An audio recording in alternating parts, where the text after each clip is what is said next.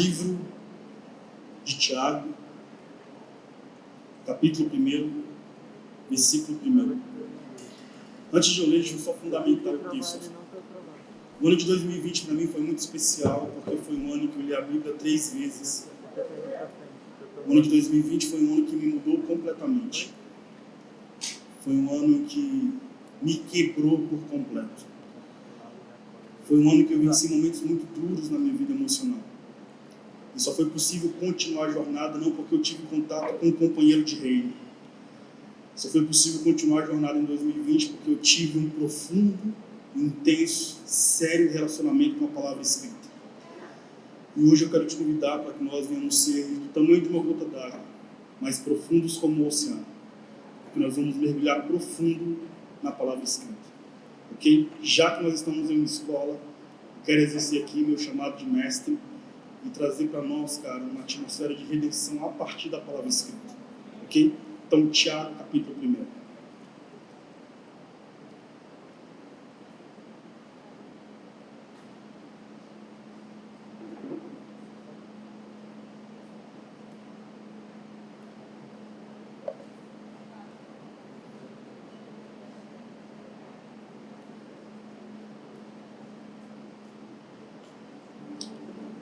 Diz assim o texto.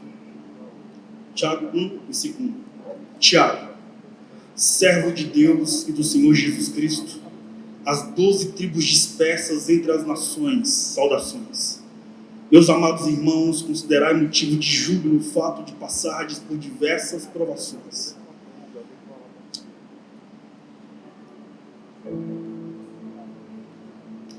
Considerai motivo de júbilo o fato de passardes por diversas provações. Porquanto sabeis que a prova da vossa fé produz ainda mais perseverança. E a perseverança deve ter plena ação, a fim de que sejais aperfeiçoados e completos, sem que vos falte absolutamente nada, e muito menos alguma virtude. Se alguém entre vós tem falta de sabedoria, roga a Deus. Rogai então a Deus, que todos concede liberalmente com grande alegria. Todavia, peça-o com fé, sem qualquer sombra de dúvidas, pois quem cresce com reservas é semelhante à onda do mar agitada e levada pelos ventos. Não imagine tal pessoa que assim receberá coisa alguma do Senhor, pois é vacilante e inconstante em todos os seus caminhos. Contudo, o irmão de condição humilde deve gloriar-se em sua dignidade. O irmão rico deve orgulhar-se em sua pequenez, pois ele também passará como a erva do campo. Porque o sol se levanta com calor intenso e seca a planta. Cai então a sua flor e toda a sua beleza e glória desvanece. Da mesma forma, o rico definhará em meio a muitos compromissos. Feliz a pessoa que persevera na provação. Porquanto após ter sido aprovado, receberá o prêmio da coroa da vida que Deus prometeu aos que o amam.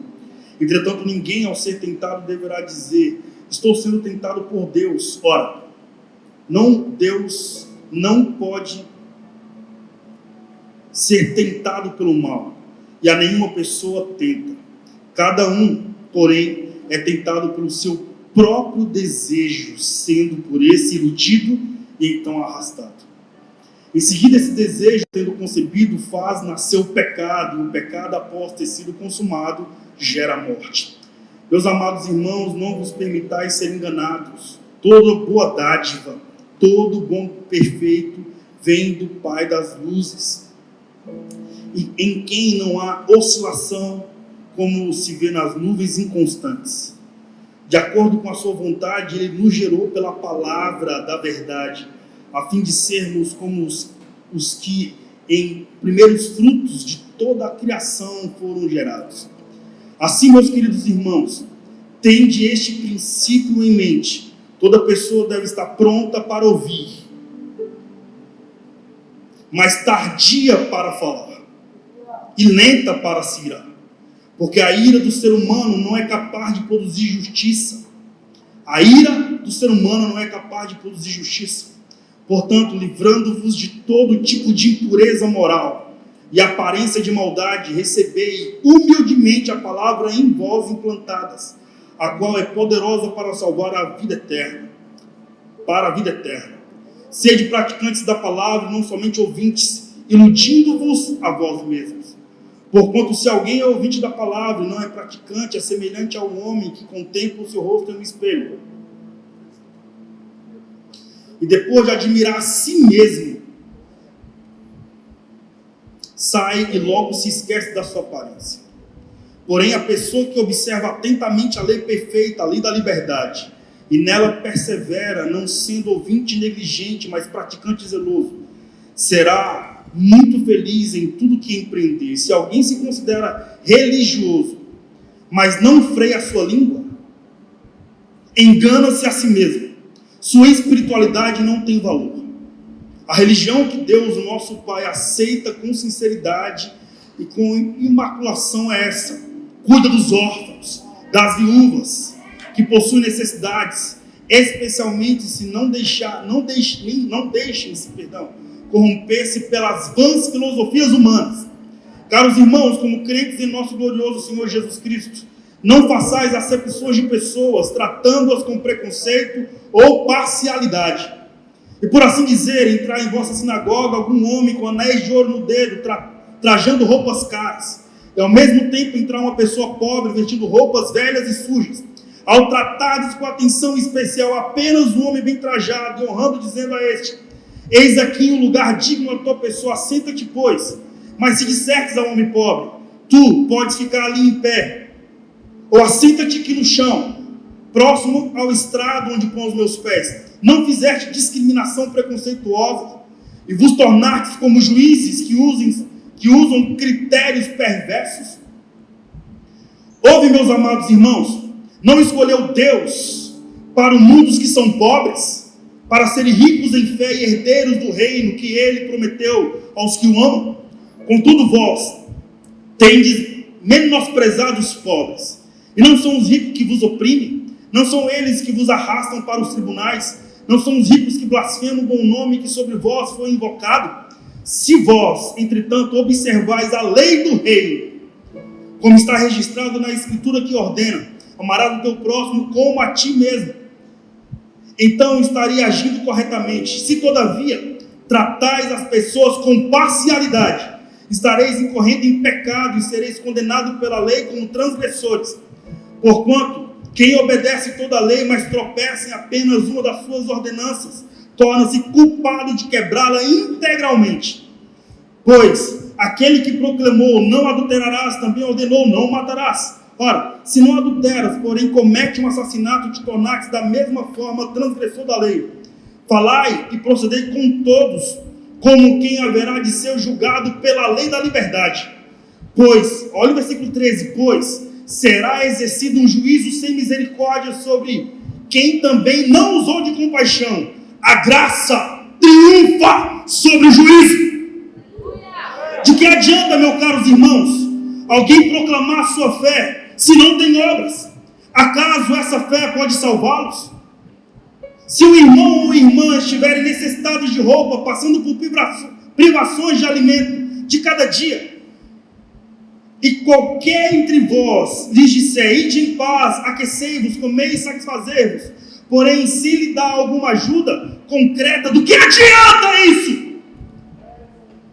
Desse mesmo modo, em relação à fé, por si só, se não for acompanhada de obras, está morta. Entretanto, alguém poderá afirmar: tu tens fé e eu tenho obras, mostra-me a tua fé sem obras, e eu te mostrarei a minha fé mediante as obras que realizo. Crê tu na existência de um só Deus? Faze bem. Até mesmo os demônios creem e que estremecem. Querem, pois, assegurar-te, ó homem insensato, de que a fé sem obras é inútil? Ora, não foi Adão, nosso pai na fé, justificado pelas obras? Não foi Adão, não foi Abraão, nosso pai na fé, justificado pelas obras? Quando ofereceu o seu próprio filho Isaque sobre o altar? Vês dessa forma que a fé, como as obras, estavam agindo juntas, e a fé foi aperfeiçoada pelas obras. Cumpriu-se assim as escrituras que declaram: Abraão creu em Deus, isso lhe foi acreditado como justiça, ele foi chamado amigo de Deus. Observai que uma pessoa é justificada por meio de suas ações, e não simplesmente por dizer que crê. Exemplo semelhante a Raabe, a meretriz. Não foi ela aceita por Deus pelas obras? Quando aconteceu que acolheu os mensageiros de Israel e os conduziu à liberdade por outro caminho? Portanto, assim como o corpo sem espírito está morto, da mesma forma a fé sem obras é morta. Caros irmãos, não vos torneis muito de vós mestres, porquanto sabeis que nós, os que ensinamos, seremos julgados com maior rigor. Afinal, todos tropeçamos de muitas maneiras. Se alguém não peca no falar, tal pessoa é perfeita. Se alguém não peca no falar, tal pessoa é perfeita. Quando uma pessoa é perfeita, quando ela não peca quando fala. Afinal, todos tropeçamos de muitas maneiras. Se alguém não peca no falar, tal pessoa é perfeita, sendo igualmente capaz de dominar todo o seu próprio corpo. Ora, ao colocarmos freios na boca dos cavalos para que eles nos obedeçam, conseguimos controlar todo o animal. Observai o exemplo dos navios. Embora sejam de grande porte, impelidos pelos fortes ventos, são dirigidos por um leme muito pequeno, de acordo com a vontade do piloto. Do mesmo modo, a língua é um pequeno órgão do corpo, no entanto, se vangloria de grandes realizações. Vede como um bosque imenso pode ser incendiado apenas por uma fagulha. Semelhantemente, a língua é fogo, é um mundo de iniquidade. A língua está localizada entre os órgãos do corpo e pode contaminar a pessoa por inteiro, e não somente põe completamente em chamas o curso da nossa existência, como acaba ela mesma incendiada pelo inferno. Pois toda espécie de feras, aves, répteis, criaturas marinhas é possível dominar, e de fato tem sido dominada pelos seres humanos a partir da língua. A língua, contudo, nenhuma pessoa pode dominar. É um mal incontrolável, cheio de veneno mortal. Com a língua bendizemos ao Senhor Pai, porém com a mesma língua amaldiçoamos nossos semelhantes, criados à imagem de Deus. Da mesma boca procedem bênção e maldição. Meus queridos irmãos, isto não está certo. Acaso pode uma mesma fonte jorrar água potável e água salobre? Ora, meus amados irmãos, é possível que uma fagulha produza azeitonas ou uma videira figos? Assim também uma fonte de água salgada não pode jorrar água doce. Quem dentre vós é sábio e tem verdadeiro entendimento, que o demonstre por seu bom proceder cotidiano, mediante as obras praticadas com humildade, que tem origem na sabedoria. No entanto, se abrigais em vossos corações a inveja, a amargura e ambições egoístas, não vos orgulheis disso, nem procureis negar a verdade, porquanto esse tipo de sabedoria não vem dos céus, mas é terrena, não é celestial, mas é demoníaca. Pois onde existem invejas, rivalidades, aí há confusão e todo tipo de atitudes maléficas. Porém, a sabedoria que vem do alto é, antes de tudo, repleta de misericórdia e de bons frutos, imparcial e sem hipocrisia. Porém, a sabedoria que vem do alto, antes de tudo, é pura, repleta de misericórdia, de bons frutos, imparcial e sem hipocrisia. Ora, a justiça é a colheita produzida por aqueles que semeiam a paz. Ora, a justiça é a colheita produzida por aqueles que semeiam a paz. De onde vêm as batalhas e desentendimentos que entre vós existem? De onde vêm as batalhas e os desentendimentos que entre vós existem? De onde, se não das paixões que guerreiam entre vós? Cobiçais e nada tem, matais e invejais, porém não conseguis obter o que deseja. Viveis a brigar e a promover contendas, todavia nada conquistais, porque nada pedis. E quando pedis, não recebeis, porque pedis com a motivação errada, simplesmente para esbanjar em vossos prazeres. Adúlteros! Ou não estáis cientes de que a amizade com o mundo é inimizade contra Deus? Ora, quem quer ser amigo do mundo torna-se inimigo de Deus. Ou imagineis que é sem razão que a Escritura afirma que o Espírito que Ele faz habitar em nós zela com os ciúmes dos céus.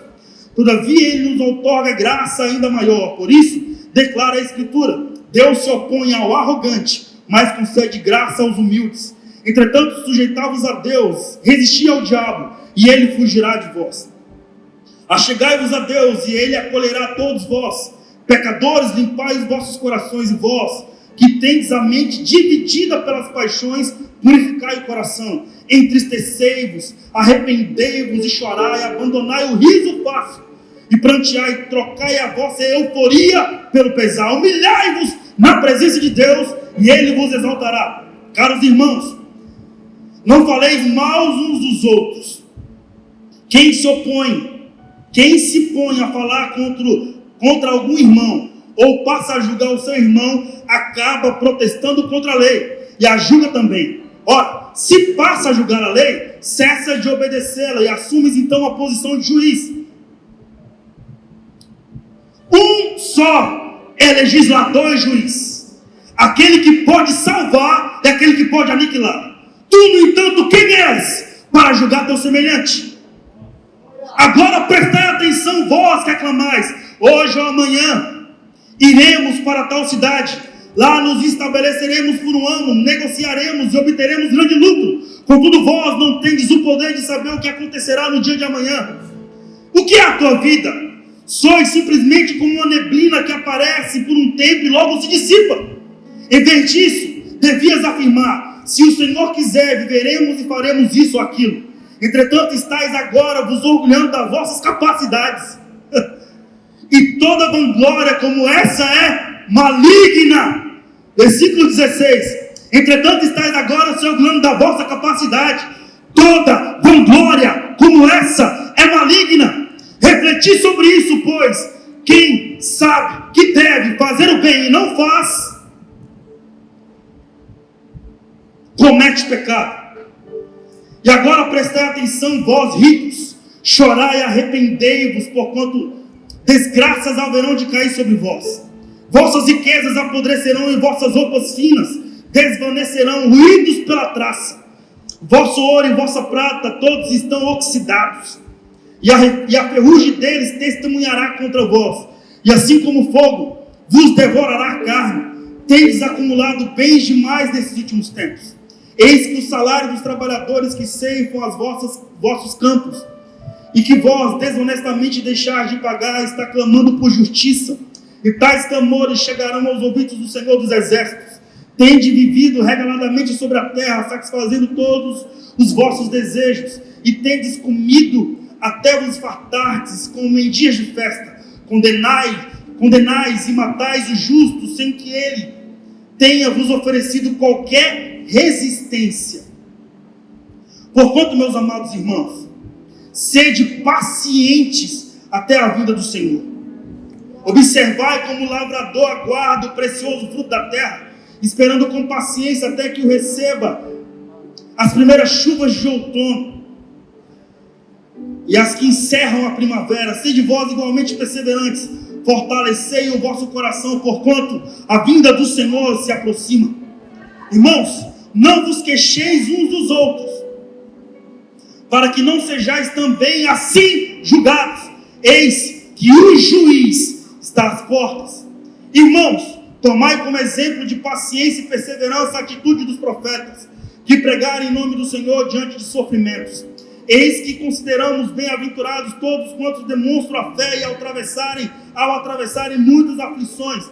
Versículo 11 novamente, parte A. Eis que consideramos bem-aventurados todos quantos demonstraram fé ao atravessarem muitas aflições. Tendes ouvido falar a respeito da paciência de Jó, e bem sabeis que solução final o Senhor providenciou. Ora, o Senhor é pleno de compaixão e misericórdia. Contudo, meus amados irmãos, não jureis nem pelos céus, nem pela terra, tampouco façais qualquer outro juramento. Seja suficiente a sua palavra, sendo sim, que seja sim, que seja não. Procedei assim, para não cairdes em condenação. Está alguém entre vós sofrendo? Faça orações. Há alguém encorajado entre vós? Cante louvores. Alguém de vós está doente, chama os presbíteros da igreja, a fim de que eles orem sobre a pessoa enferma, ungindo-as com óleo em nome do Senhor.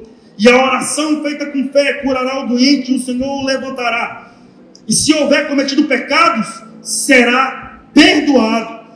Portanto, confessai os vossos pecados uns aos outros, e orai uns pelos outros, para serdes curados. A súplica de uma pessoa justa é muito poderosa e eficaz. Elias era uma pessoa frágil como nós. Ele orou fervorosamente, rogando para que não chovesse, e não choveu sobre a terra durante 3 anos e meio. Então, fez outra oração, e os céus derramou as chuvas, e a terra produziu seus frutos. Queridos irmãos, se alguém de vós se desviar da verdade, alguém o conduzir a ela, lembrai-vos disso. Quem ajudar um pecador a se arrepender do seu mau caminho, salvará da morte essa alma, e contribuirá para o perdão de uma multidão de pecados.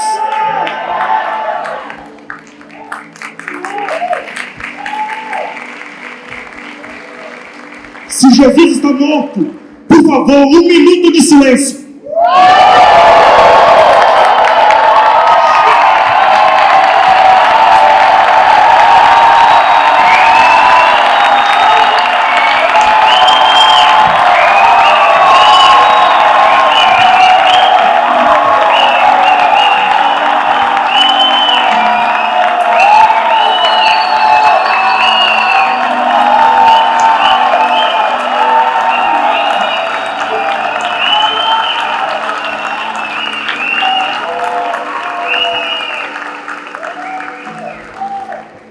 Timóteo.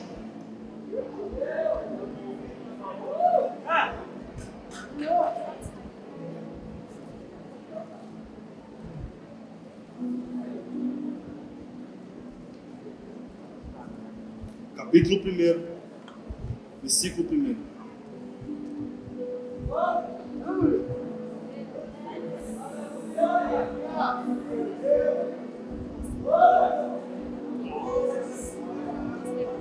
Primeiro Timóteo, capítulo 1, versículo 1.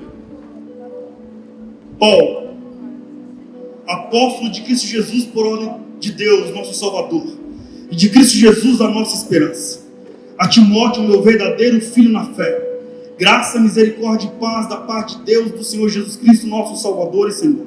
Conforme te solicitei, Timóteo, quando partia para a Macedônia, permanece em Éfeso para advertir a certas pessoas que não mais ensinem falsas doutrinas, e que parem de dar atenção a mitos e genealogias intermináveis que causam discórdias, em lugar de propagarem a obra de Deus que tem como fundamento a fé. O alvo dessa orientação é o amor que procede de um coração puro e uma boa consciência e uma fé sincera. Alguns, contudo, se desviaram desses princípios, se entregando a discussões sem nenhum valor, e tentando serem mestres da lei, quando não compreendem nem propalam os assuntos pelas quais fazem afirmações com tantas convicções. Sabemos, todavia, que a lei é boa se alguém a usa de forma adequada. De igual modo, sabemos que ela não é feita para os justos, mas para os transgressores insubmissos, para os perversos e pecadores, para os profanos e irreverentes, para os que matam pai e mãe, para os assassinos, para os que vivem na prática de imoralidades sexuais e homossexuais em geral, para os que são sequestradores, para os que são mentirosos, para os que fazem juramentos falsos, para todo aquele que se revolta contra a sã doutrina. Essa sã doutrina se encontra no glorioso evangelho que me foi outorgado, a saber, o evangelho de Deus bendito. Sou grato para com aquele que me fortaleceu, Cristo Jesus, nosso Senhor, e que me concedeu forças e me considerou fiel, designando-me para o ministério. A mim, Timóteo, que em tempos passados fui blasfemo, perseguidor e insolente, contudo, ele me concedeu misericórdia, porquanto fiz o que fiz mediante a minha ignorância e incredulidade. E a graça do nosso Senhor transbordou sobre mim, com a fé e com o amor que é em Cristo Jesus. Timóteo, essa declaração é fiel e digna de plena aceitação. Cristo Jesus veio ao mundo para salvar os pecadores, do qual eu sou o principal. Todavia, por esse motivo mesmo, me foi concedido misericórdia, para que em mim, o pior dos pecadores, Cristo Jesus demonstrasse toda a grandeza em sua paciência, e me tornasse modelo para todos quantos haveriam de crer nele para a vida eterna. Porquanto ao Rei eterno, imortal, invisível, Deus único, seja a honra, a glória pelos séculos dos séculos. Timóteo, meu filho, dirijo essas orientações a ti, levando em consideração o que as profecias anunciam a teu respeito. Com base nessa profecia, luta um bom combate, perseverando a fé e uma boa consciência, porquanto algumas pessoas, vindo a rejeitá-las, naufragaram na fé. Entre esses estão Emineu e Alexandre, os quais entreguei a Satanás para que aprendam a não mais blasfemarem.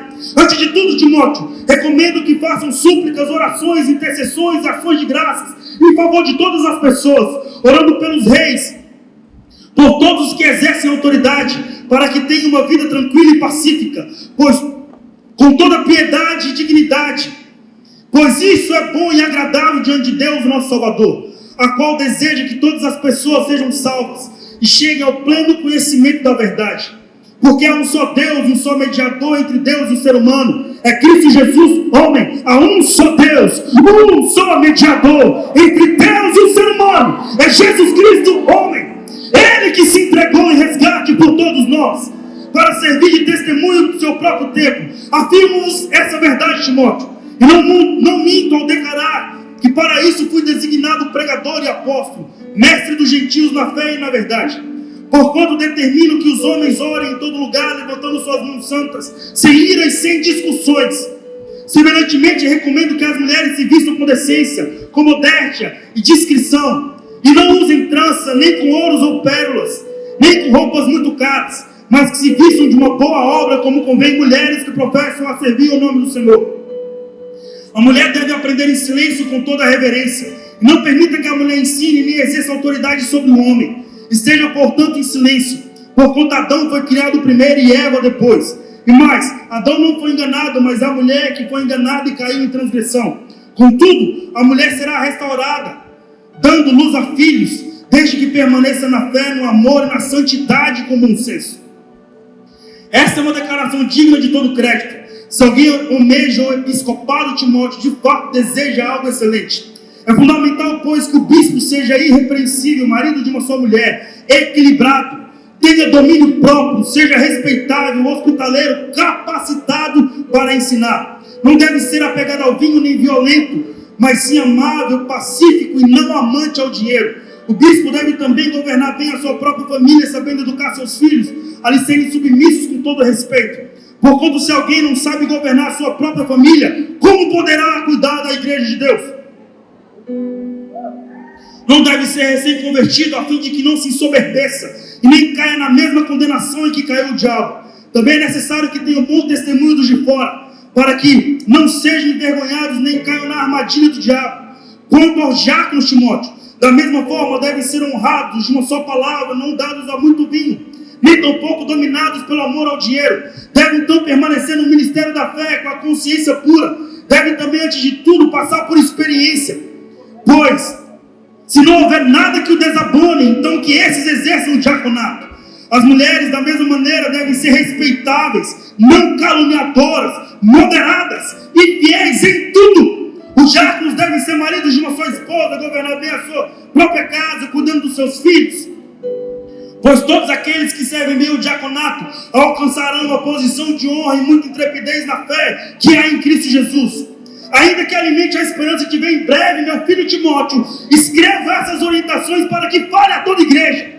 Contudo, se eu demorar, fique ciente de como as pessoas devem se comportar na casa de Deus, que é a igreja do Deus vivo, coluna e fundamento da verdade. Sem dúvida, Timóteo, grande é o mistério da fé.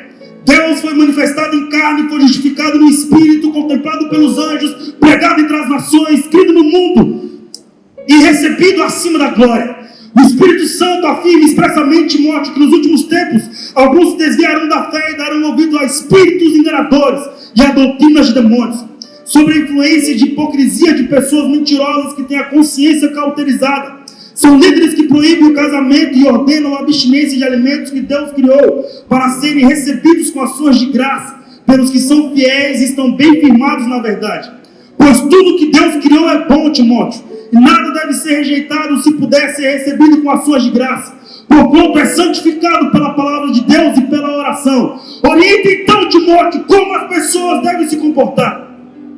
Diante de todos esses assuntos, então você será um bom ministro de Cristo Jesus, Timóteo, nutrido pelas palavras da fé e de uma boa teologia que tem seguido. Timóteo, Rejeita as fábulas profanas e os falatórios dos insensatos. Exercita-te, porém, na piedade. O exercício físico de fato tem algum valor. No entanto, a piedade para tudo é proveitosa, porquanto traz consigo a promessa da vida presente e da vida futura. Esta palavra, Timóteo, é uma afirmação digna de todo crédito e plena aceitação, pois é justamente para isso que trabalhamos e lutamos, porquanto temos depositado a nossa esperança no Deus vivo, Salvador de todos os homens, especialmente aqueles que creem. Salvador de todos os homens, especialmente daqueles que creem. Ordena, pois, e transmite todos esses ensinos, Timóteo, que ninguém despreze o fato de você ser jovem, mas procura ser mais exemplo para os fiéis, na palavra, no comportamento, na fé, no amor, na pureza.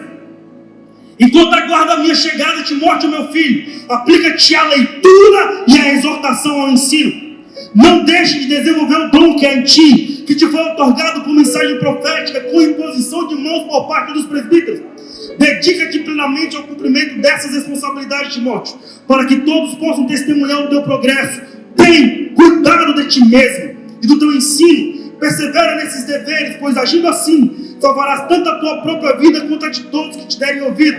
Timóteo, não repreenda o idoso com aspereza, mas admoeste como se fosse um pai, bem como os jovens como se fossem seus irmãos, bem como as mulheres idosas como se fossem as suas mães, como as jovens como se fossem suas irmãs. Tratai-as com toda pureza. Tratai também com atenção as viúvas, que de fato são necessitadas de ajuda. Todavia, se alguma viúva tiver filhos honestos, que esses aprendam primeiramente a colocar a sua fé em prática, zelando por sua família e retribuindo os bens recebidos dos seus pais e avós, pois isso é agradável diante de Deus. A viúva realmente necessitada e se ampara, espera em Deus e persevera noite e dia em suas orações e súplicas. No entanto, a que somente busca prazeres, embora esteja viva, na realidade está morta. Ordena a Timóteo todos esses ensinamentos para que eles sejam irrepreensíveis. Contudo, se alguém não cuida dos seus, especialmente dos da sua família, este tem negado a fé e se tornaram pior do que um descrente. Porquanto deve ser inscrita na relação das viúvas apenas aquelas que constar com mais de 60 anos e que tenha sido esposa de um só marido, cujas boas obras possam lhe servir de bom testemunho, tais como se criou bons filhos, se exercitou a hospitalidade, se lavou humildemente o pé dos santos, se socorreu os atribulados, se praticou todo tipo de boa obra. Mas não inclua, Timóteo, as viúvas mais jovens, pois quando as paixões sensuais as afastam de Cristo, querem se casar, e por violarem então o primeiro compromisso de fé, tornam-se então condenados. Pois mais do que isso, aprendem também a serem desleixadas em relação ao trabalho, vivem perambulando de casa em casa e não somente dadas ao ócio, mas também são fofoqueiras e indiscretas, comentando assuntos que não lhe devem respeito. Sendo assim, aconselho que as viúvas mais jovens se casem, tenham filhos, administrem bem as suas próprias casas e não deem ao diabo nenhum pretexto para a maledicência. Algumas de fato já se desviaram seguindo a Satanás. Se uma mulher crente tem viúva em sua família, esta deve cooperar com elas. Evitar então, Timóteo, que a igreja seja sobrecarregada com o trabalho de ajudá-las. As viúvas realmente desamparadas são as que devem receber a administração desse auxílio por parte da igreja. Os presbíteros que administram bem a igreja, Timóteo, são dignos do dobrado de honorário, principalmente os que se dedicam ao ministério da pregação e do ensino. Porquanto afirma a Escritura: não amordaças a boca do boi quando estiver debulhando o cereal, ou ainda, digno é o trabalhador do seu salário. Não aceite, Timóteo, a acusação contra um presbítero, se não houver mais de 2 ou 3 testemunhas. Quanto aos que vivem na prática do pecado, repreende-os na presença de todos, para que os outros de igual maneira se encham de temor. Eu te exorto solenemente, diante de Deus e de Cristo Jesus e dos anjos eleitos, a que procureis obedecer todas essas instruções, Timóteo, sem parcialidade, e não faça nada por partidarismo. Não imponha as mãos precipitadamente sobre alguém, nem participe do pecado dos outros. Conserva-te, pois, na pureza de vida, por causa do teu estômago e das muitas fraquezas e enfermidades. Não beba somente água, Timóteo, mas também um pouco de vinho. O pecado de alguns homens aparece antes mesmo de serem julgados, e dos outros são descobertos depois. Dessa mesma forma, Timóteo, as boas obras se tornam evidentes, porquanto as obras más não podem permanecer ocultas. Todos os servos que não são escravos, todos os servos que são escravos, devem considerar seus senhores dignos de toda honra, para que o nome do Senhor e o nosso ensino não sejam blasfemados. E os que possuem senhores crentes não devem alimentar por eles respeito menor. Isso pelo fato de serem irmãos, ao contrário, devem servi-los ainda melhor, porquanto os que se beneficiam do seu serviço são fiéis e amados. Ensina essas orientações à igreja, Timóteo. Se alguém ensina falsas doutrinas e não concorda com a sã doutrina do nosso Senhor Jesus Cristo e com a teologia que é segundo a piedade, esse é arrogante e nada compreende. Mano, olha o versículo 3. Se alguém ensina falsas doutrinas e não concorda com a sã doutrina do nosso Senhor Jesus Cristo e com a boa teologia que é segundo a piedade, esse é arrogante e nada compreende. Todavia delira em questões e controvérsias acerca da palavra. Dessa atitude brotam as invejas, brigas, difamações, suspeitas malignas, batalhas constantes entre aqueles que têm a mente corrompida e que são privados da verdade, os quais imaginam que a piedade é a fonte de lucro.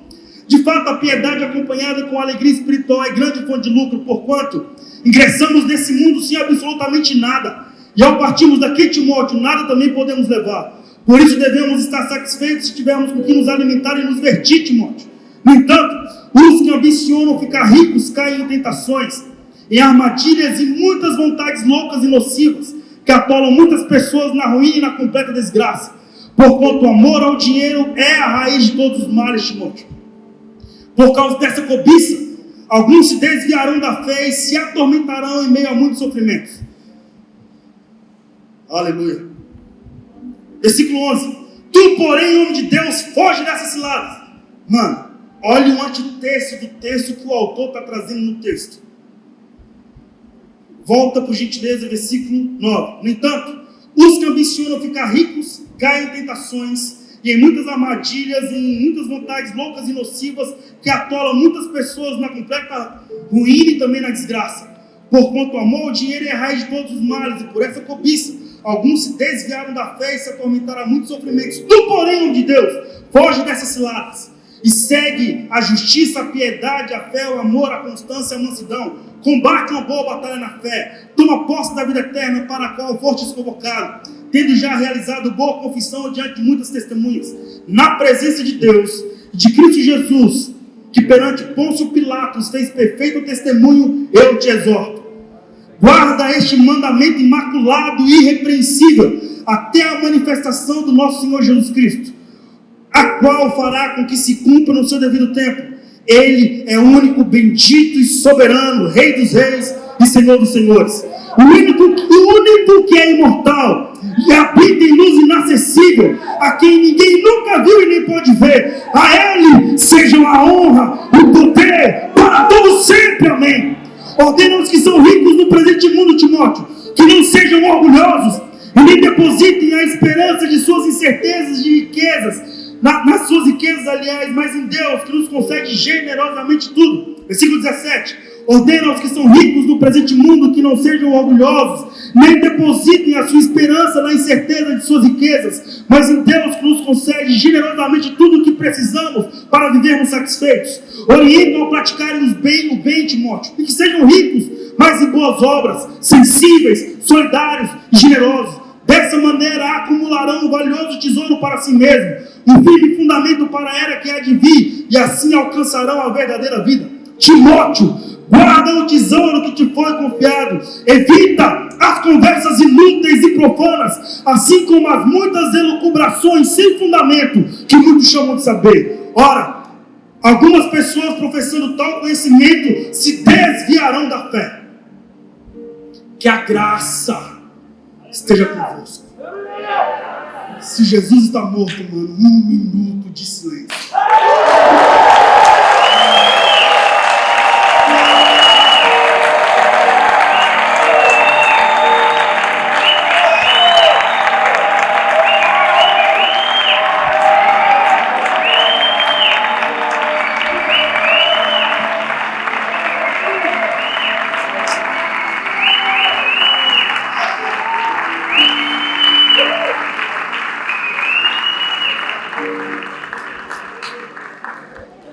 Eu já estou finalizando meu tempo.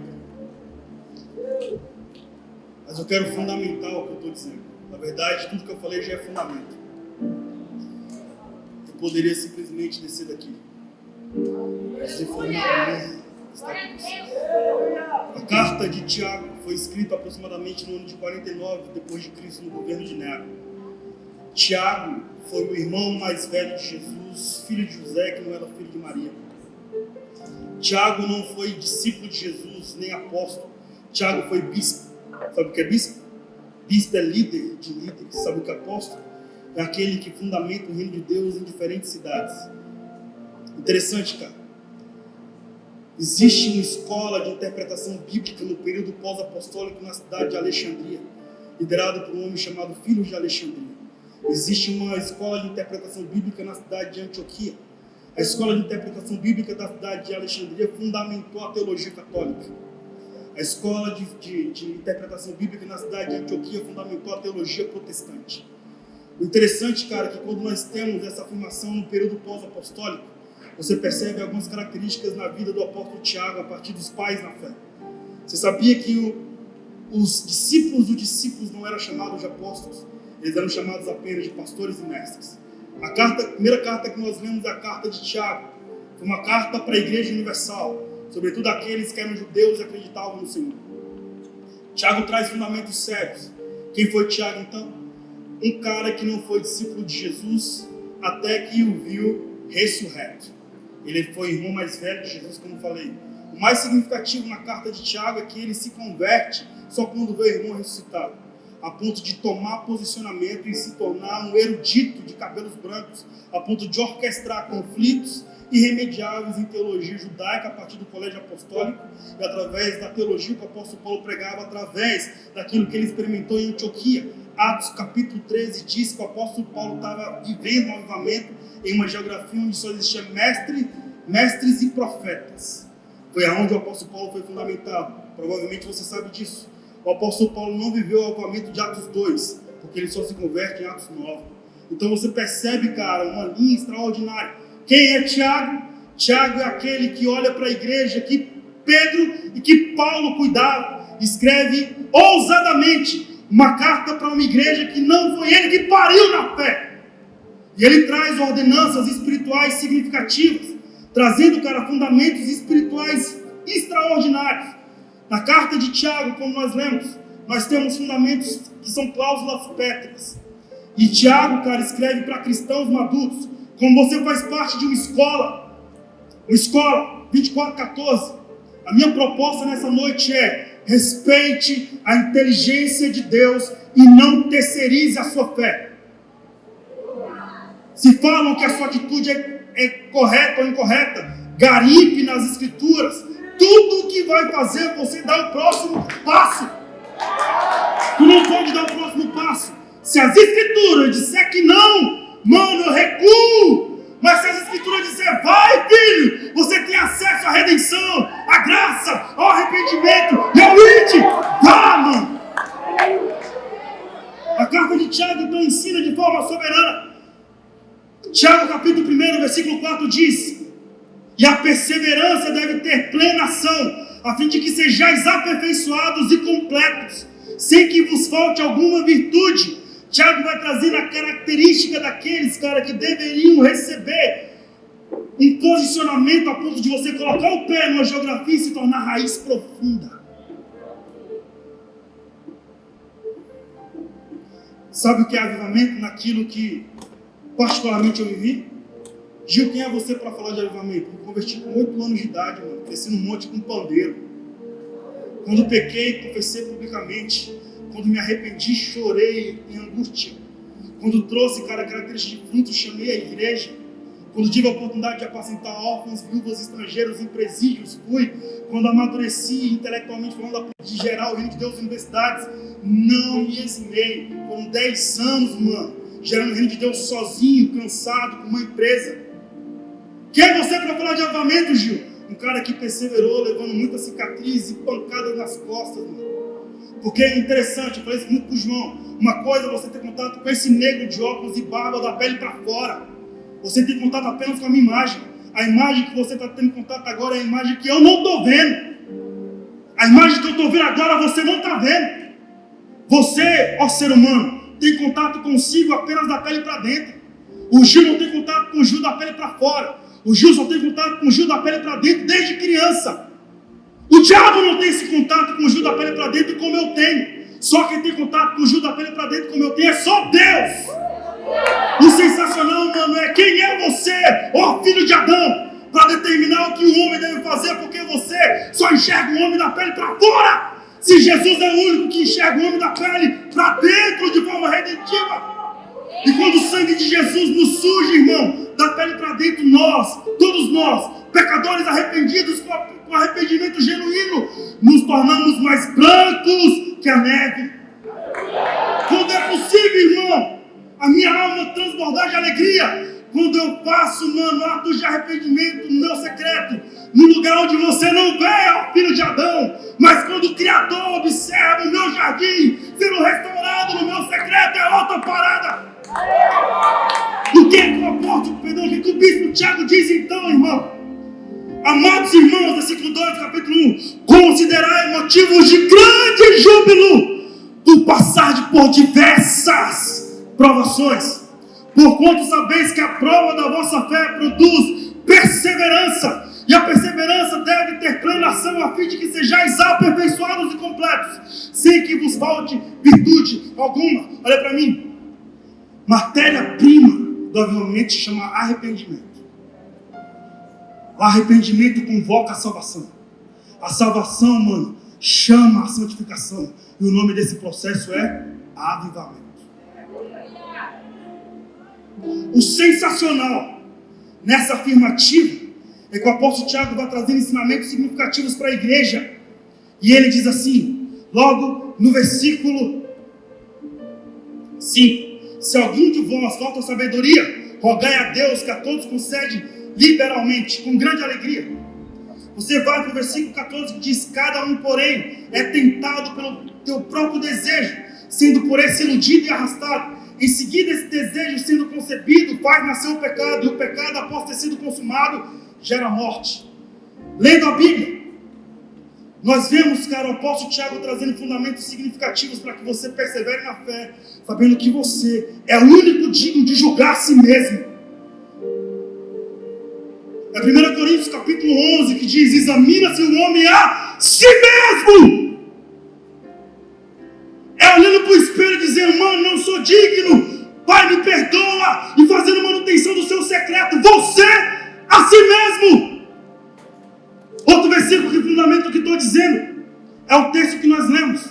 1 Timóteo capítulo 4, versículo 16. O apóstolo Paulo, em 64 da era cristã, aos 64 anos, na cidade da Macedônia, no apogeu do governo de Nero, escreve uma carta para um jovem de 22 aninhos, pastor da cidade de Éfeso, a maior cidade da igreja antiga.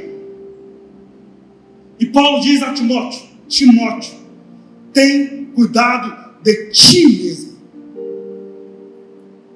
Persevera nos teus ensinos, porque fazendo assim, salvarás tanto a tua própria vida, quanto a de todos que te derem ouvidos.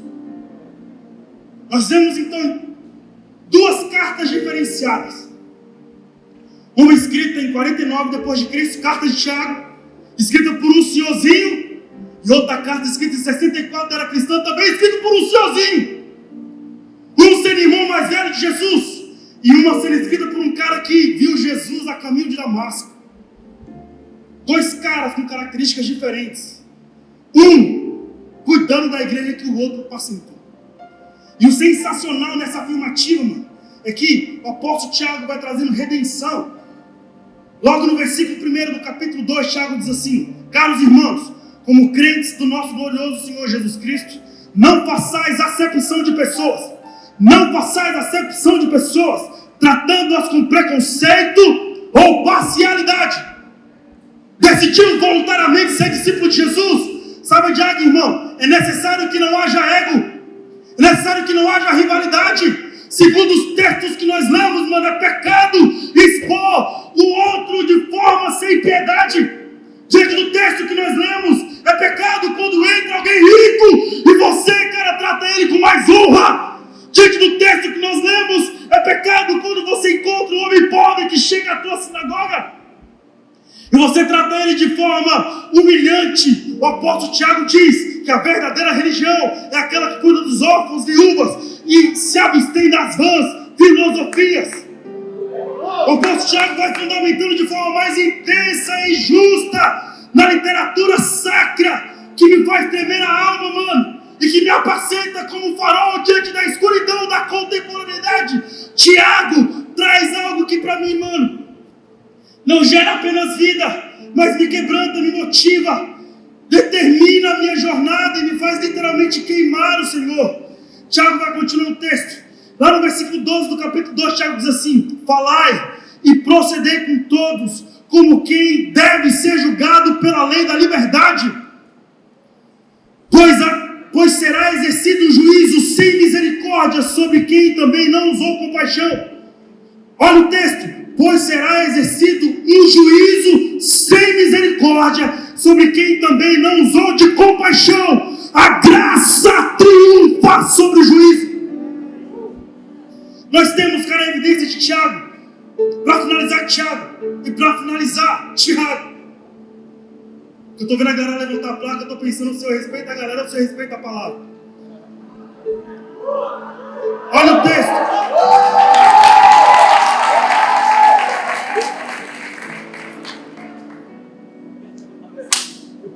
Olha o texto.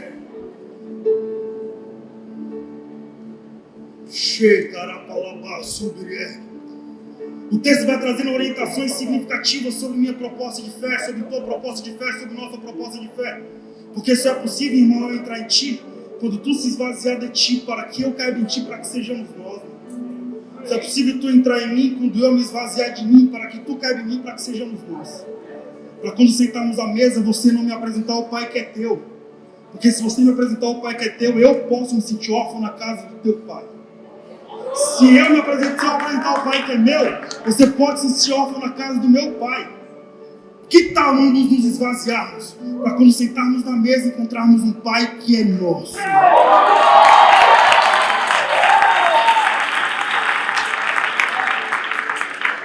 Por quê? Porque na mesa onde Jesus senta, é a mesa onde se senta filhos de princesas e filhos de escravos. Na mesa onde Jesus senta, é a mesa onde se senta filhos de princesas e filhos de escravos. Nessa mesa onde Jesus senta, todos nós somos chamados de reis e sacerdotes.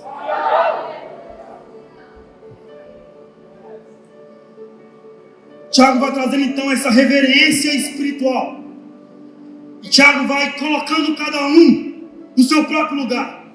Capítulo 4, versículo 3, Tiago diz: e quando pedis e não recebeis, porque pedis com motivação errada. No versículo 2 do capítulo 4, Tiago diz assim, versículo 1 do capítulo 4: de onde vêm as batalhas e os desentendimentos que entre vós existem?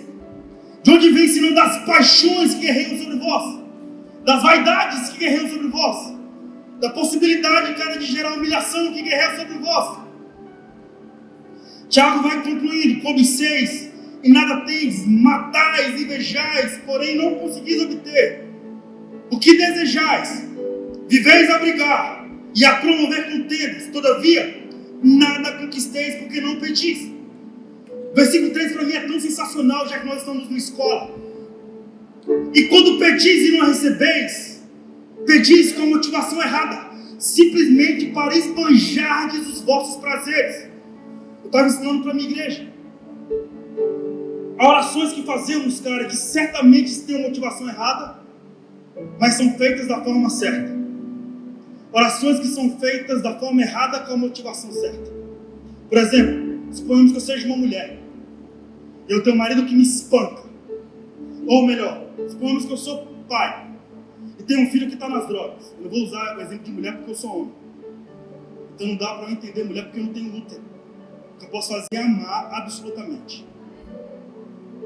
Mas suponhamos que eu tenho um filho. E esse filho está drogado. E eu começo a orar: Pai, liberta meu filho porque ele é drogado. Pai, liberta meu filho porque ele chega em casa e quebra a casa quando está drogado. Pai, liberta meu filho porque ele chega em casa, quebra a casa e me rouba porque está drogado. Se eu orar assim, é uma oração com a motivação certa, mas feita da forma errada. Por que essa oração não vai ser atendida? Porque eu estou orando para que o Senhor liberte meu filho, para que eu não tenha prejuízo. Que tal orar para que esse filho conheça a Deus e esteja salvo? Orais e não recebeis, porque pedis errado. É uma mãe que está clamando para que o Senhor liberte o marido que é piguço. Pai, liberta meu marido, porque ele chega em casa e quebra a casa. Quando ele está embriagado, ele quebra a casa. Por que a oração que é certa, feita do motivo errado? Feita da forma errada, aliás, a oração é certa, mas está sendo feita da forma errada. Por que isso está acontecendo? Porque ela está clamando para que o Senhor liberte ela, para que a casa dela não seja quebrada. Que tal orar para que o Senhor se revele a esse cara? E ele tem um nome escrito no livro da vida. Orais, pedis e não recebeis, porque oreis errado, para esbanjar dos vossos próprios deleites, para esbanjar do seu próprio prazer. Tiago vai trazendo uma característica tão poderosa, mano, nessa afirmativa. E ele também traz algo ainda no capítulo 4, versículo 11, ele diz assim: aleluia, caros irmãos. É cabuloso porque eu estou me sentindo mais pastor, né, mano? E agora eu não falei de nenhum filósofo, estou mais pastor. Caros irmãos, não falai mal um dos outros. Tiago vai trazendo um aconselhamento para que você venha refrear a sua língua. E aqui eu preciso voltar no capítulo 3. Tiago traz algo poderoso no capítulo 3, dizendo: caros irmãos, não vos tornei muito de vós mestres, porquanto sabeis que nós, os que ensinamos, seremos julgados com maior rigor. Afinal, todos tropeçamos de muitas maneiras. Se alguém não peca no falar, tal pessoa é perfeita. Você não peca no falar, irmão? Você é perfeito em tudo. Mas a sua língua me assassina no coração do outro. A sua língua assassina um irmão no coração do outro. Então suponhamos, tem o Hudson, faz assim, Hudson. E o João Paulo. Eu odeio o João Paulo porque o João Paulo pisou na barra comigo, suponhamos. O Hudson não conhece o João Paulo. Então, sem que o Hudson tenha contato com o João Paulo, chega no Hudson e diz: Hudson, o João Paulo não vale nada. Esse cara fez isso comigo. E o Hudson nunca viu o João Paulo. Quando então ele tem contato com o João Paulo, ele não tem contato com o ser humano, ele tem contato com um cadáver. O que eu fiz? Eu matei o João Paulo no coração do Hudson. Quando o Hudson tiver contato com o João Paulo, não vai ter contato com alguém que é imagem e semelhança de Deus. Ele vai ter contato com um cadáver, vai falar: puxa, você está fedendo, odeio você. Só que nunca teve contato. Tiago vai trazendo uma repreensão significativa a respeito, irmão. Já que você decidiu voluntariamente seguir Jesus, é necessário, irmão, eu sei que é difícil, mas é necessário você fechar os seus lábios e abrir o teu coração exclusivamente para o amor, mano. Já dando a oportunidade de ser perdoado, de perdoar, de gerar redenção e sensibilidade. Quando eu tenho essa consciência a partir do que está escrito, mano, olha para mim. Você pode ter uma fé poética, uma fé profética e uma fé romântica. Se você não tiver uma fé bíblica, você tem uma fé apócrifa. Aquela que não foi divinamente inspirada por Deus. Sabia que nós cantamos músicas apócrifas? Sabia que você escuta pregações apócrifas? Então, mano, você pode ter uma fé poética, uma fé profética e uma fé romântica. Mas se o que você fizer não estiver fundamentado na Bíblia, você vai ter uma fé apócrifa. Então não é nem lícito se mover. E se você faz, já sabe, mano, você vai prestar contas diante de Deus a partir disso.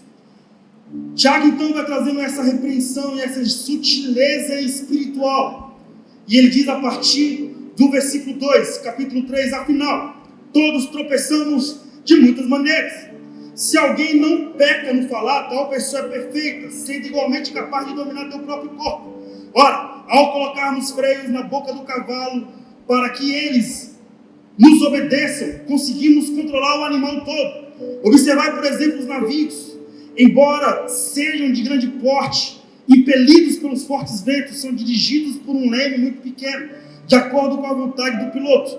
Da mesma forma, a língua é um pequeno órgão do corpo, no entanto, se vangloria de pequenas realizações.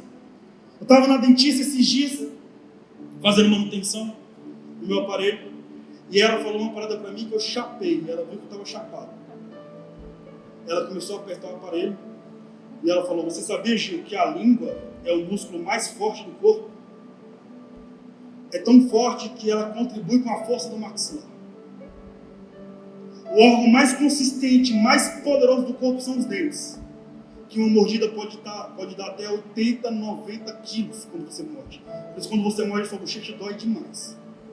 Sabia que a língua, ela tem o poder de afastar o órgão mais forte do corpo?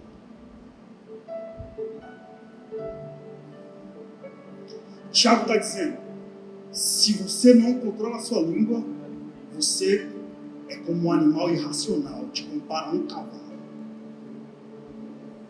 Já viu um cavalo raivoso? Tiago compara um ser humano que fala demais com um cavalo sem rédeas. Tiago então vai continuando. E ele vai trazendo todas essas características. E ele vai trazendo também essa sensibilidade. O sensacional, cara, é que Tiago, além de trazer essa pedagogia, sendo uma carta universal escrita em 49 depois de Cristo, Tiago, no capítulo 4, agora sim, no versículo 11, ele diz: caros irmãos, não faleis mal uns dos outros. Quem se opõe a falar contra algum irmão ou passa a julgar o seu irmão, acaba protestando contra a própria lei. Ora, se passas a julgar a lei, cessa de obedecê-las e assume a posição de juiz. Tiago diz assim, irmão: um só é legislador e juiz. Quantos são legisladores e juízes, irmão? Tiago diz que é um. Quantos são, irmão? Um só é legislador e juiz. Aquele que pode salvar e aniquilar. Tu, no entanto, quem és para julgar teu semelhante? Não é o Chico que está falando, irmão. É o apóstolo Tiago, é o bispo Tiago. Agora prestai atenção, e ele vai trazer então essa característica. Presta atenção. Capítulo 5 já começa assim: agora prestai atenção. E aí, mano, algo que tem tudo a ver com vocês. É o fim do capítulo 5. Aqueles que amam almas. Então imagina, tudo que eu li foi intencional. E eu quero já, antes de finalizar a carta de Tiago, para entrar na carta de 1 Timóteo. Olha que cabuloso. Eu aprendi na minha jornada cristã, quando eu estava sofrendo sozinho, em depressão, com vontade de me suicidar, que eu não posso ler um versículo isolado, depois de ter uma jornada de anos na fé. Então, com todo respeito, eu digo a vocês: respeita a inteligência de Deus. E para de ler a Bíblia fundamentado em um versículo isolado. Mano, chegou a hora de você ser mestre. Paulo diz assim: pelo tempo que você tem na fé, você já deveria ser mestre. Mas porque você optou ser menino, eu vou continuar te alimentando de leite. Ele fala isso aonde? 1 Coríntios. Ou seja, imagina, irmão, a carta de 1 Coríntios é toda leite para Paulo.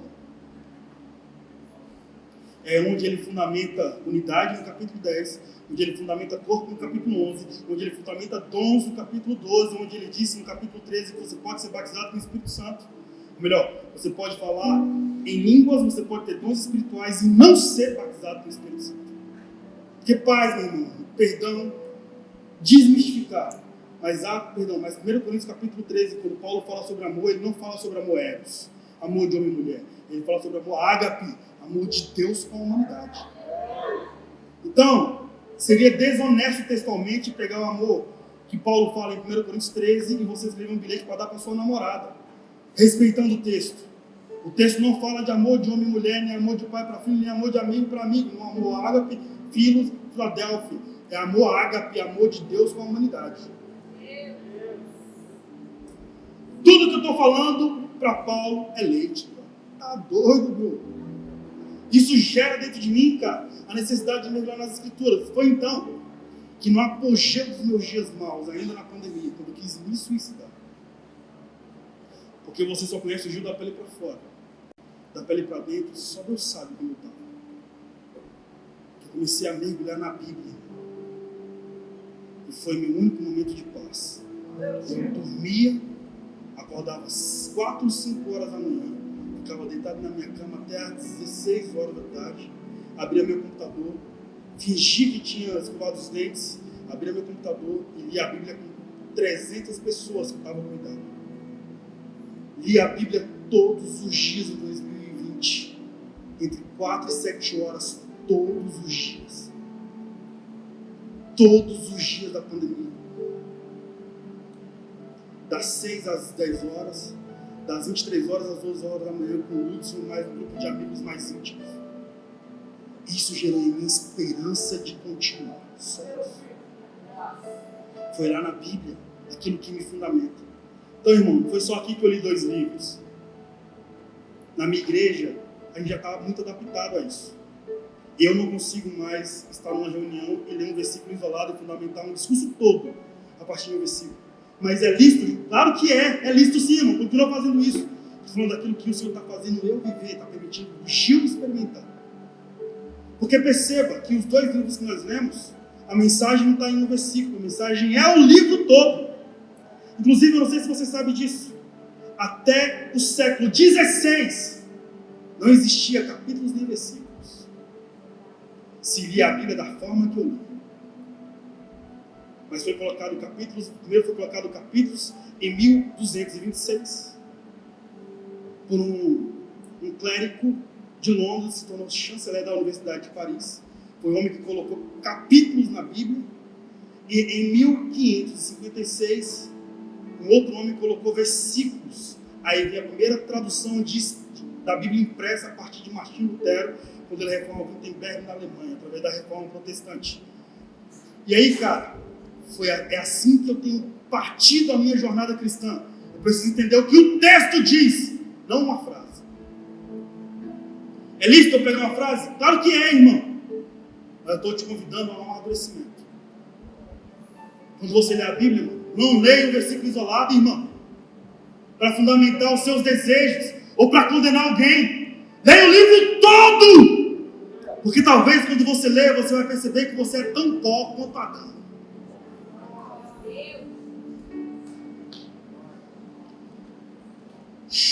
Carabalabá, subiré.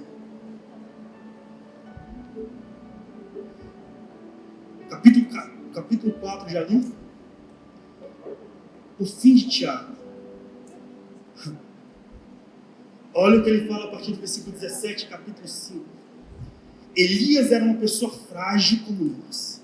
Irmão, é possível dizer que Elias era frágil como eu e você, irmão?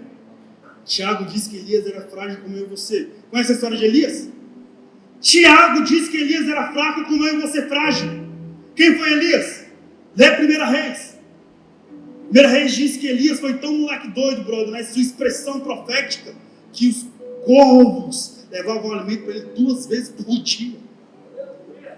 Elias foi um cara tão sensacional no fluir profético, que a Bíblia diz que ele ficou tão revoltado contra os profetas da deusa Azera e do deus Baal, que ele peitou 850 profetas em um só dia.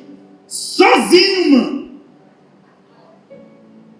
A Bíblia diz que Elias foi tão extraordinário como aquele que expressava a autoridade de Deus, que ele convoca todo mundo numa época de profunda seca, onde a água era o ouro líquido.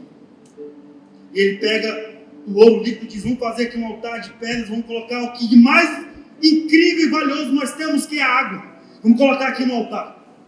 E vocês vão orar. Oram primeiro. Peça para que o Deus Baal libere os céus e derrame fogo do altar. Esse é Elias, mano, que Tiago chamou de frágil.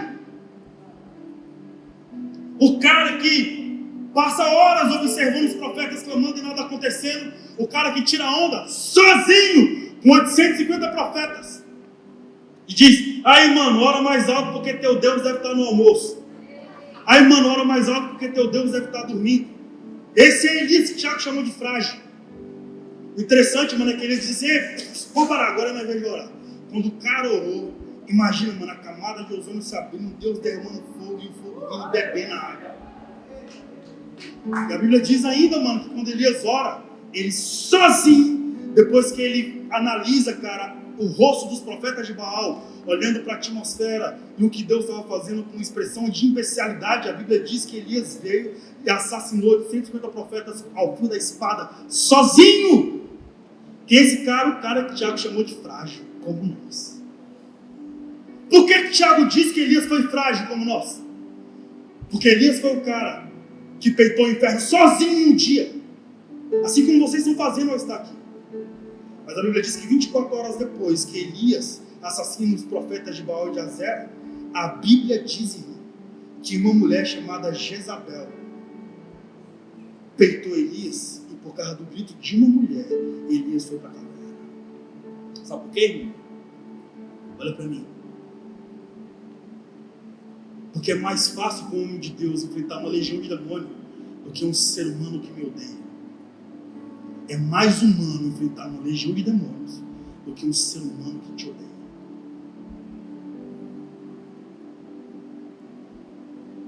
Elias foi frágil porque, como eu e você, porque a gente tem força, mano, para juntar numa praça várias pessoas. Porque a gente tem força, irmão, para liderar a adoração e o céu rasgar e o fogo descer. A gente tem força, irmão, para ir para a universidade e conversar com o ateu, irmão. A gente tem força para falar que o Espírito Santo é aquele que se move. Mas quando você está sozinho no teu quarto, você sabe que você é frágil, ó ser humano. Tiago então diz que nós somos frágeis como Elias, por isso. E ele continua. Elias era uma pessoa frágil como nós. Ele orou fervorosamente, rogando para que não chovesse. E não choveu sobre a terra durante 3 anos e meio. Então ele fez outra oração e os céus derramaram suas chuvas e a terra produziu seus frutos. Queridos irmãos, se alguém vos desviar da verdade, queridos irmãos, se algum de vós se desviar da verdade e alguém o conduzir a ela, olha isso, mano, queridos irmãos, marca isso, porque é sobre você, irmão. Versículo 19, versículo 20 é sobre essa escola aqui. Queridos irmãos, se algum de vós vos desviar da verdade e alguém os reconduzir à verdade, lembrai-vos disso. Quem ajuda um pecador a se arrepender do seu mau caminho, salvará da morte essa alma e contribuirá para o perdão de uma grande multidão de pecados. Mano, quando você faz um pecador se arrepender, multidão de pecados são perdoados. Vou te falar uma parada. Abra sua Bíblia rapidinho. Lucas 15, 7.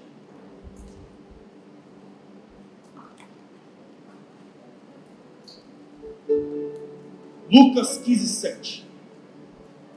Abriu? Diz assim: eu vos afirmo. Leia, por favor. Quando alguém citar um versículo bíblico, abra a Bíblia e leia.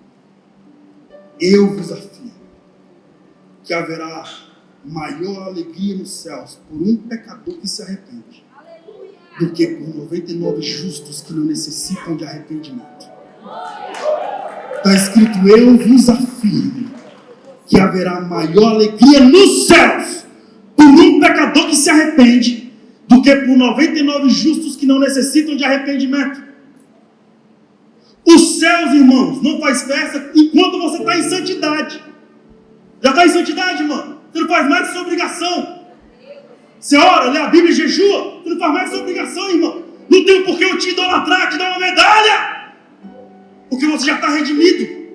Agora, se é para fazermos na terra como é feito nos céus, celebre, pelo amor de Deus, irmão, quando um pecador se arrepende. Porque é o único momento, biblicamente falando, que os céus faz festa. Os céus não faz festa, irmão, quando você ganha uma Land Rover. Inclusive é o seguinte, irmão.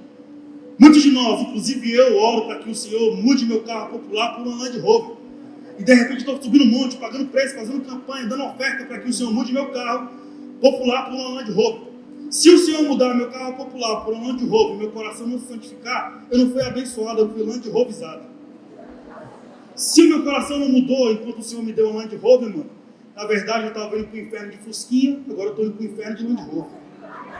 Mas se o meu coração é esse centro de quebrantamento, eu compreendo, mano, que um amigo meu lá do Rio de Janeiro diz: eu não sou o destino da bênção, eu sou a carruagem da bênção. Quando os céus vêm sobre mim e me abençoam, eu não sou o destino disso. Eu sou, literalmente, aquilo que leva a carruagem daquilo que o Senhor me deu. E quando essa bênção chega em você, isso é o meu louvor. é o quebrantamento e o arrependimento. Quando a gente entende, mano, que nós necessitamos celebrar, sim, arrependimento, porque a Bíblia te dá direito ao arrependimento, irmão. Aí você compreende o que Tiago diz. Quando um pecador se arrepende, irmão, e quando você é esse caminho, essa bússola que lidera o pecador para o arrependimento, carga de pecados são perdoados, e você necessita celebrar, porque é isso que os céus faz festa, irmão. Pode aplaudir o nome de Jesus, irmão. Quantos estão comigo? Quantos estão comigo aqui, cara? Aleluia. Mano, eu tô chapadaço mesmo. Eu queria passar a noite toda lendo a Bíblia com vocês, mas eu vou me conter. Eu quero finalizar explicando a carta que eu li. Lembra, lá em Atos capítulo 8, o Evangelho de Atos é sensacional. O Evangelho de Atos não, perdão, corta essa parada aí. O livro de Atos é sensacional. Eu falei Evangelho de Atos porque está na minha cabeça que o mesmo autor de Atos é o mesmo autor de Lucas. E o Evangelho de Lucas e o Evangelho de Atos até o século V era só uma carta. Eles eram livros corridos. O Evangelho de Lucas falando sobre os atos de Jesus, o Evangelho de Atos falando sobre os atos dos apóstolos. E isso trazia, cara, essa redenção. Paulo, ele, aos 64 anos, escreve uma carta, irmão, para jovens como você, de 22 aninhos. Quantos aqui estão na casa dos 20 anos? Levante as mãos. Quantos estão chegando na casa dos 20? Levante as mãos. Quantos estão chegando na casa dos 20 e estão chegando e estão na casa dos 20? Todo mundo, né? Eu acho. Quantos estão chegando na casa dos 20 e estão na casa dos 20? Todo mundo, eu acho. Quantos estão na casa dos 30?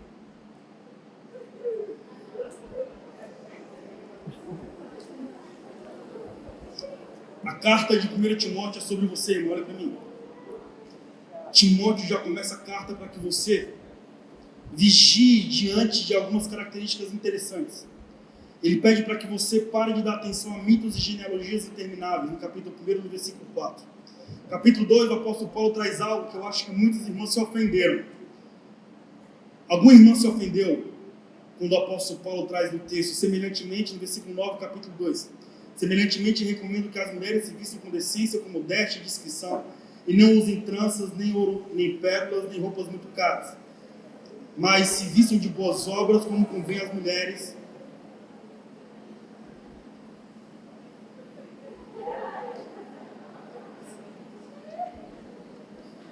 Versículo 9. Semelhantemente, recomendo que as mulheres se vistam com decência, modéstia e discrição, e nem usem tranças, nem ouro, nem pérolas, nem roupas muito caras, mas se vistam de boas obras, como convém às mulheres que professam o nome do Senhor. A mulher deve aprender em silêncio, com toda reverência, e não permita que a mulher ensine, nem exerça autoridade sobre o homem, esteja, portanto, em silêncio. Porquanto Adão foi criado primeiro e Eva depois. E mais, Adão não foi enganado, mas a mulher que foi enganada e caiu em transgressão. Contudo, a mulher será restaurada, dando luz a filho, desde que permaneça na fé, no amor, na santidade e no bom senso. Pergunta, irmã, quantas irmãs se ofendem com esse texto? Pode falar, irmã. Todo mundo acha normal o texto? Deixa eu te explicar o que é as Escrituras. As Escrituras narram textos temporais e atemporais. Textos que são para um tempo específico, textos que são para uma jornada exclusiva. A cidade de Éfeso, que foi a carta pela qual Paulo escreve para o pastor de 22 aninhos, só Timóteo, como eu falei, foi uma carta para uma cidade onde existia uma das 7 maravilhas do mundo antigo, que era o templo da deusa Diana, ou a deusa Artemis.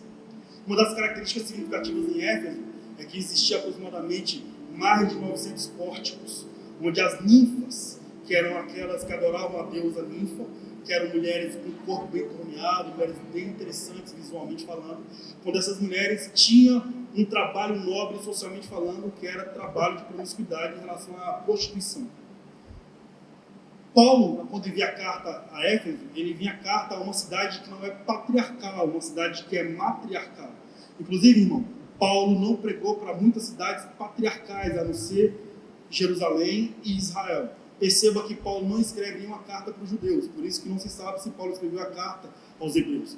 Logo, Paulo prega para cidades matriarcais, onde existiam deuses que determinavam culturas.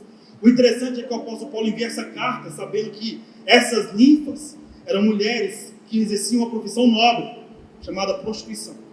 Essas mulheres iam se convertendo em Éfeso. E as cafetinas da cidade eram as que usavam tranças. Então Paulo está dizendo a Timóteo, quando essas mulheres se converterem, não permita que elas ensinem. Quando essas mulheres em Éfeso se converterem, não permitam que elas tenham autoridade, mas que elas aprendam silêncio. Ou seja, Paulo está trazendo pedagogia para aquelas que estavam se convertendo. Perceba que é possível, irmão, eu trazer uma manipulação textual por causa de um versículo, de um texto específico, se não tiver uma contextualização histórica. Portanto, eu quero te ensinar, irmão, com toda a reverência.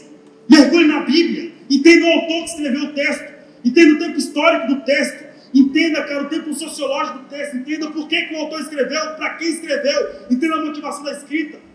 Traduza as escrituras para o homem contemporâneo, porque você está sendo oscígio, agindo com tanta intensidade bíblica, irmão. Eu gostaria de me esgotar falando sobre a Bíblia aqui para você hoje, porque se você está sendo enviado, cara, treinado para uma missão, que você devia ser o megafone do que está escrito, não do que eu acho, não do que você lê nas redes sociais, mas do que está escrito. E é isso, mano, essa é a bússola para o avivamento, narrar a Bíblia para o homem contemporâneo.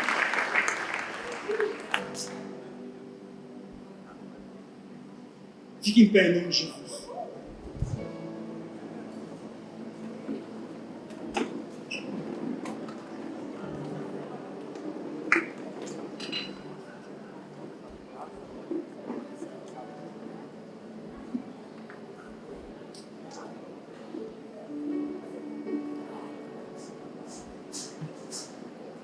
Olha para mim. Eu quero finalizar. Você ficou em pé durante muito tempo no louvor, e a gente vai rasgar os céus em adoração. Capítulo 4, olha para cá, por gentileza. Talvez esse seja o momento mais importante. É claro, foi importante porque a gente leu a palavra. Não sei se você já foi para um culto onde um livro todo foi lido. Não sei se você foi para um culto onde 2 livros foram lidos. Que honra! Olha para mim. 1 Timóteo, capítulo 4, versículo 12, o apóstolo Paulo diz algo, e eu tenho certeza que isso é sobre você. Paulo diz assim: que ninguém menospreze o fato de você ser jovem, mas procura sim um exemplo para os fiéis na palavra, no comportamento, no amor, na fé e na pureza. Enquanto aguarda a minha chegada, Timóteo, aplica-te à leitura e à exortação. Não deixe de desenvolver o dom que há em ti. Te foi otorgado com mensagem profética, com imposição de mãos por parte dos presbíteros. Dedica-te plenamente ao cumprimento dessas responsabilidades, para que todos possam ver o seu progresso. Olha para mim. Eu quero finalizar falando sobre o código de etiqueta espiritual. Quero finalizar falando sobre isso. Por isso que eu pedi uma taça. O que é o código de etiqueta? Para mim, você exerce isso. O código de etiqueta pede para que eu coloque água apenas na metade do copo. Por quê? Porque é elegante. Eu posso caminhar elegantemente. E se alguém tropeçar em mim, a água não vai cair. Porque existe um equilíbrio. Olha para mim. Esse é Jesus. Intensamente equilibrado. Ele teve diante de Pôncio Pilatos, e Pilatos disse: eu tenho poder para te libertar. Sabe o que Jesus responde a Pilatos? Se eu precisasse de proteção, meu Pai enviaria miríades e miríades de anjos. Não há poder que há na terra que não seja concedido pelo Senhor.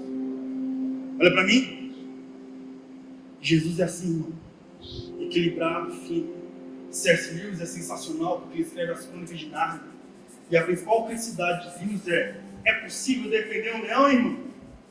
Não é possível defender um leão. E Lewis afirma que Jesus é como um imponente leão chamado Aslan. É possível defender Aslan? Não, ele se defende por si só, então não defenda Jesus. Porque quando você tem a expectativa de defender Jesus, você só fere em nome daquele que morreu para salvar. Jesus então é equilibrado. É como um código de etiqueta. Ele foi fino, foi jovem. Demorou 30 anos para ser o Cristo. Com 30 anos ele reforma os 3 maiores poderes de seu tempo, sem pegar em armas, sem poder de tortura e sem perder a doçura. Quando ele falava sobre suas próprias dores, ele era poético a ponto de dizer: as aves dos céus têm seus ninhos, as raposas têm seus covis, mas o Filho do Homem não tem onde repousar a cabeça.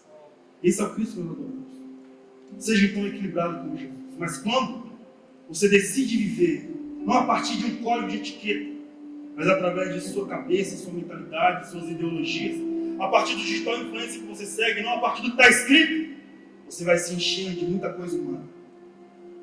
E você vai perdendo a elegância, porque você vai ficando pesado. Você tem opinião sobre todo mundo, mas como nós vemos na carta de Tiago, guarda a tua língua. Quando nós vamos tendo opinião e trazendo essa característica, nós perdemos a elegância de Jesus. O que nós nos tornamos?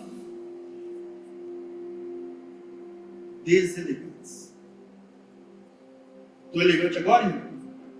Você acha que Jesus é assim? O ruim é quando você vive a partir de uma opinião, a partir de uma ideologia, a partir de um cristianismo islâmico, a partir, cara, de um grupo tribal, a partir de um comportamento de sentença, a partir de um sentenciamento público diante do que nós vemos na carta de Tiago.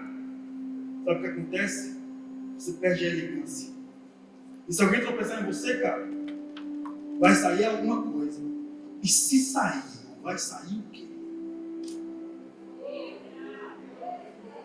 Hoje, eu convido vocês, solenemente, com muito amor pela palavra, respeitem a inteligência de Deus.